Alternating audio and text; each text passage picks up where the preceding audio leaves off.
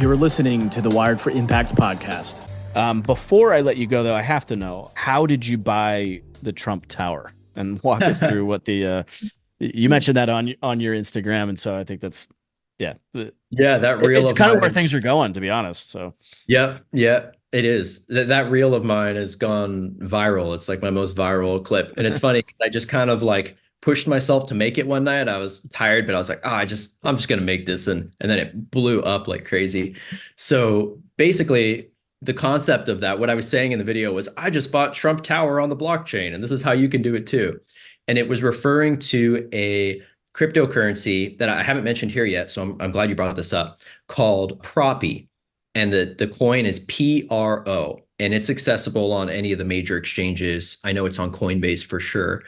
And they are the biggest project that I'm seeing focusing on tokenization of real estate. So, earlier we talked about stocks, bonds, ETF, gold, silver tokenization.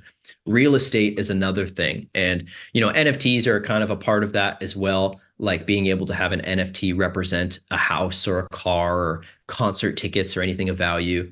But even outside of NFTs, real estate on the blockchain is quickly becoming a thing. And what I was referring to was that this group, Proppy, they created this system where you could go and create an NFT of any address in the world.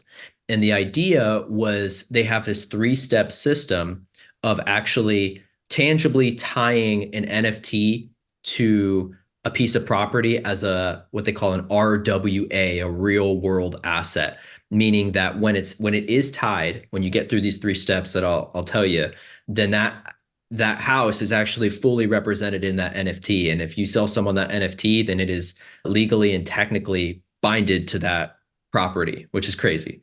that is crazy. So like what they're allowing people to do is kind of a way to incentivize people to come and join the network and invest as well. Was anyone can go mint an NFT of any property in the world. So I went and I minted Trump Tower in one of the cities.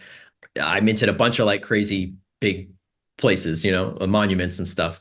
And it doesn't mean that I own it, because a lot of people were in the comments like, bro, you're a scammer, like this, and I'm like, no, I had to write in a comment, I'm not saying I own this. Like my title was a little clickbaity on purpose, but Of course, you actually have to own the deed to tie it to that NFT. And so I can't go and actually tie the NFT of Trump Tower unless I own the deed of Trump Tower. And so the idea is that if Proppy as a blockchain and as a business becomes the number one platform for crypto real estate, then people will, if say Trump wants to come along and tie the NFT to his property, he's going to have to come to me and buy the NFT off of me. And it's the same kind of concept as like website domains that's what I was thinking. Yeah. So like it's literally almost the same exact thing where like people in the early, 2000s, late 90s, they were buying these website domains, golf.com, apple.com, whatever, just generic things. And then when those companies actually wanted to use those domains, they had to pay them for the rights to it.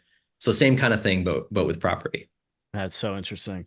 Thank you for listening to this episode of Wired for Impact. If you're interested in creating and expanding your impact, be sure to visit us online at impactnow.com.